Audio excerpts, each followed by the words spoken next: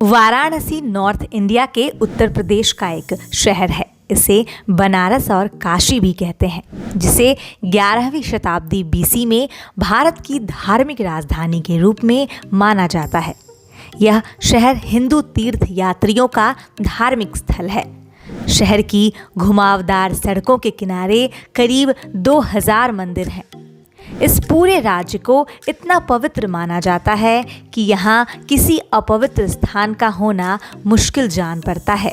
लेकिन जिस जगह को तीर्थ स्थल के नाम से जानते हैं, वहाँ एक जगह थी जिसे नरक कहा जाता था। तो ऐसा क्या हुआ कि अब उस जगह को नरक नहीं समझा जाता है, और आखिर वो जगह कौन सी है? जानने के लिए इस वीडियो को अंत तक देखें। वाराणसी एंशिएंट टाइम से ही मोक्ष प्राप्ति नगरी के रूप में जानी जाती थी।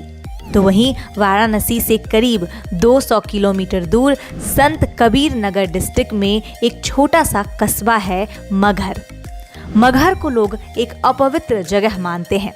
लोगों की ऐसी मान्यता है कि यहाँ मरने से इंसान अगले जन्म में गधा होता है या फिर नरक में जाता है।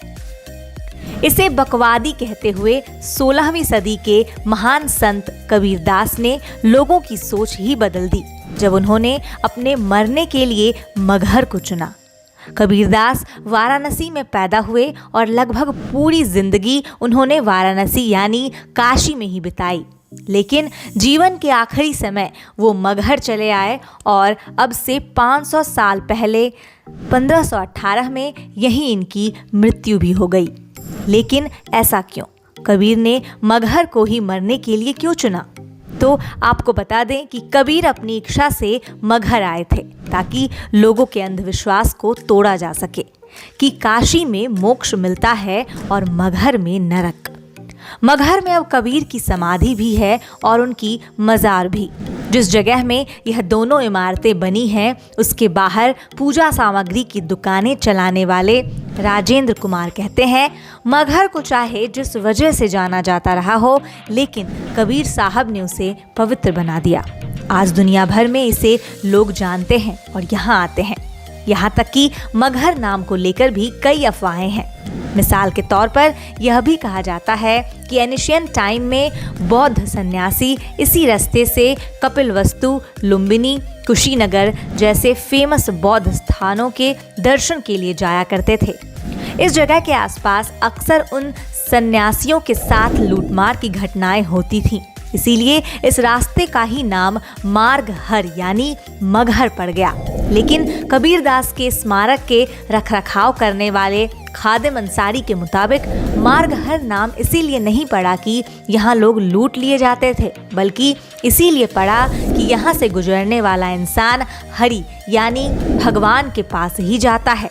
कई लोग इस बात को मानते हैं तो कई लूटमार के किस्से पर ही विश्वास करते हैं। अब जैसी जिसकी सोच, लेकिन अभी तक इस पर कोई एक राय नहीं बन पाई है।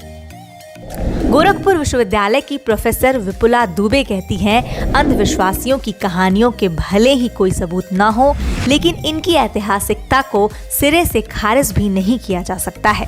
लेकिन मगहर नाम के पीछे कोई शोध नहीं किया गया है। प्रोफेसर दुबे कहती हैं कि यह रास्ता बौद्धों के तमाम पवित्र स्थानों की तरफ जरूर जाता था, लेकिन यहाँ लोग लूट लिए जाते थे। इसके कोई सबूत नहीं मिलते और न ही किसी साहित्य में ऐसा कोई विवरण है।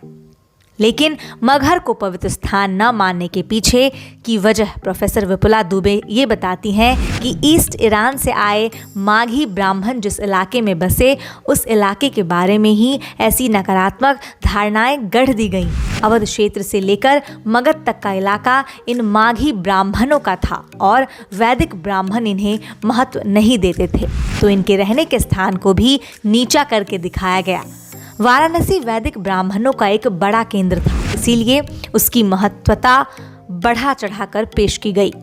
आज के टाइम में देखा जाए तो मगहर का पूरा इलाका मेहनत मजदूरी करने वालों से भरा हुआ है। प्रशासनिक रूप में यह एक पंचायती नगर है और खलीलाबाद संसदीय क्षेत्र के अंतर्गत आता है।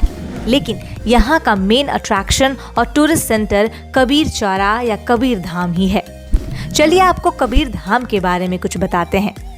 कबीर अपने अंतिम समय में जहाँ रहे वह जगह भी उनकी सोच और विचारधारा को वैसा ही बयान करती है मानो खुद कबीर बोल रहे हों। आमी नदी के किनारे जहाँ शवों को जलाया जाता है वहीं दाएं किनारे पर कब्रिस्तान हुआ करता था, जो आज भी कायम है। कबीरदास की समाधि से करीब 100 मीटर दूर उसी जगह में कबीर का मज़ार भी है। मज़ार की देखरेख करने वाले खादिम अंसारी बताते हैं, मज़ार जहाँ पर है यह इलाका आज भी कब्रिस्तान ही है। समाधि और मज़ार के बीच 2 कब्रें हमारे पूर्वजों की हैं। यह इलाका अब आर्कियोलॉजिस्ट डिपार्टमेंट के अधिकार में है, लेकिन इसके बाहर कब्रिस्तान ही है, जबकि दूसरी ओर शमशान घाट। हिंदू मुस्लिम एकता के प्रतीक के तौर पर याद किए जाने वाले संत कबीरदास धार्मिक एकता और भाईचारे की जो विरासत छोड़कर गए हैं, उसे इस जगह जिंदा रूप में देखा जा सकता है। इस जगह के अंदर ही जहां एक ओर कब्र है, वहीं दूसरी ओर एक मस्जिद और उससे कुछ दूरी पर मंदिर है। यही नहीं, करीब 1 किलोमीटर की दूरी पर एक गुरुद्वारा भी है, जो कि यहाँ से साफ दिखाई पड़ता है। लेकिन ऐसा नहीं है कि ये सब आसानी से हो गया। कबीरदास की मृत्यु के बाद उनके शव पर अधिकार को लेकर हिंदुओं और मुसलमानों के बीच अनबन की कहानियां भी प्रचलित हैं। जानकारों के मुताबिक उसी का नतीजा है कि हिंदुओं ने उनकी समाधि बनाई और मुसलमानों ने कब्र। लेकिन अब उनके फॉलोअर्स इन दोनों ही जगहों पर अपनी श्रद्धा जाहिर करने के लिए आते हैं। मगहर देश भर में फैले कबीरदास के अनुयायियों की आस्था का मुख्य केंद्र है। यहाँ के मुख्य साधु विचारदास की माने तो देश भर में कबीर के करीब 4 करोड़ अनुयायी हैं और साल भर लाखों की संख्या में लोग यहाँ आते हैं। विचारदास बताते हैं कि कुछ लोग टूरिस्ट के तौर पर आते हैं, लेकिन ज़्यादातर यहाँ धार्मिक आस्था की वजह से ही आते हैं। मोदी जी बतौर प्रधानमंत्री पहले व्यक्ति हैं जो यहाँ आए हैं, जबकि इंदिरा गांधी पूर्व प्रधानमंत्री के तौर पर यहाँ आ चुकी हैं। मगहर के रहने वाले लोगों का अपने कस्बे के बारे में फैली अफवाहों के बारे में अलग ही सोच है। मगहर कस्बे में तमाम स्कूलों, कॉलेजों और कई इंस्टीट्यूट हैं। वहीं काफ़ी दुकानों के नाम भी कबीर के नाम पर मिलते हैं। लोकल निवासी राम नरेश कहते हैं कि अफवाहें कुछ भी प्रचलित रही हों, यहाँ के लोग तो यहाँ जन्म लेने और यहाँ मरने दोनों में ही गर्व का अनुभव करते हैं।